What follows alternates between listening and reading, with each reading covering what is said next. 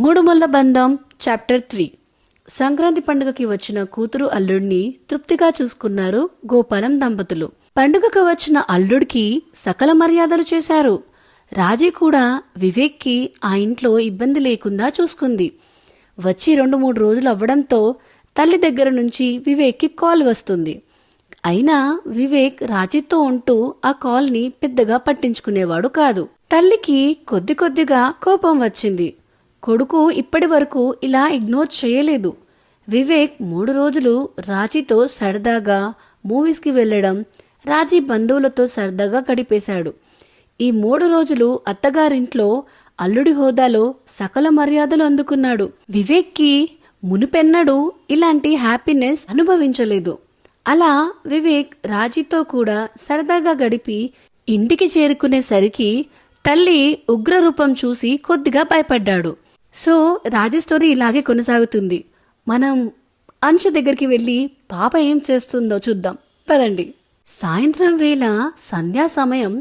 పక్షులు గూటికి చేరినట్టు మన అంశు కూడా బస్సు దిగి నెమ్మదిగా నడుస్తూ వస్తుంది. అదొక మిడిల్ క్లాస్ ఫ్యామిలీస్ ఉండే కాలనీ. అక్కడ రిచ్ పీపుల్స్ నివసించే ఫ్లాట్స్ ఉండవు. మన అంశు పాప కూడా చాలని జీతంతో ఇంటిని నడుపుకుంటూ బ్రతికేస్తుంది. అలా అని అంశుకి ఎవరు లేరని అనుకోకండి. అంశుని ప్రాణంగా ప్రేమించే వాళ్ళు ఉన్నారు, కోపంతో దూరం పెట్టే వాళ్ళు ఉన్నారు. కానీ అంశు అయితే ఒంటరిగా ఉంటుంది. ప్రస్తుతానికి వస్తే అంశు నడుస్తూ వస్తుంటే చిన్నపిల్లలు బయట ఆడుతూ హాయ్ అక్క అని పలకరించారు. అంశు అక్కడ ఆడుకుంటున్న పిల్లల వైపు నవ్వుతూ చూసి వాళ్ళ బుగ్గలు లాగి గేట్ లోపలికి వెళ్తుంది. ఇంటి ఓనర్ అంశు ఈరోజు లేట్ అయిందా అని అంది. అంశు అవునా ఆంటీ, ఈరోజు కోర్టులోనే లేట్ అయింది అంది. ఇంతలో ఆ ఇంట్లో ఇంకో పోర్షన్లో రెంట్ కింద ఉండే ఆవిడ వచ్చి అంశు నాకు హెల్ప్ చేయవా అంది. ఆమె అడిగేది ఎందుకో అంశుకి తెలుసు కాబట్టి ఫ్రెష్ అయి వస్తానక్క అంది. ఇంతలో ఓనర్ ఆంటీ రోజు వంట అంశుతో చేపించుకోకపోతే నేర్చుకోరాదు, ఊరికి ఆ అమ్మాయిని ఇబ్బంది పెడతావు అంది. అంశు పర్లేదాంటీ అని ఓనర్ ఆంటీతో చెప్పి అక్క ఫ్రెష్ అయి వస్తాను అని బ్యాగ్లోంచి తాళాలు తీసి లాక్ ఓపెన్ చేసి లోపలికి వెళ్ళి సోఫాలో బ్యాగ్ వేసి సోఫాలో కూర్చుంటుంది. ఇంతలో పక్క ఫ్లాట్ వాళ్ళ అబ్బాయి కిట్టు వచ్చి అక్క నాకు చాక్లెట్ తేలేదా అని అన్నాడు. వాడిని దగ్గరికి తీసుకొని తేలేదు కిట్టు అని అంది.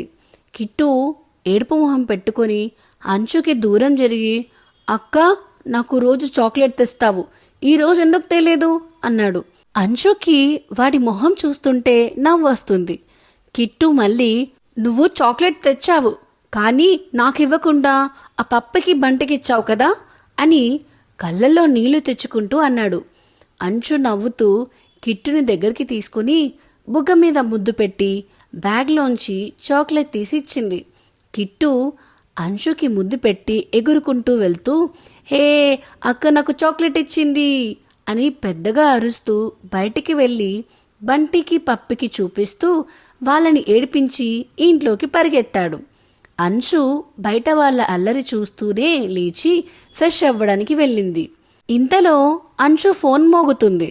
అంశు ఫ్రెష్ అయి డ్రెస్ మార్చుకుని వచ్చేసరికి ఇంట్లో సోఫాలో దర్జాగా కాలు మీద కాలు వేసుకొని కూర్చొని ఉన్నాడు ఒక వ్యక్తి. అంశు ఇంట్లోకి ఎవరు వచ్చారా అని కూడా చూసుకోలేదు.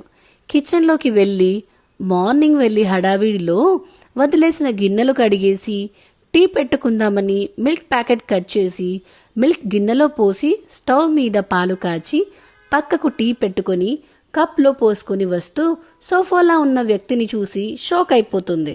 సో ఇదేనండి మూడు ముళ్ళ బంధం చాప్టర్ 3. మీకు ఈ స్టోరీ నచ్చిందని ఆశిస్తున్నాను.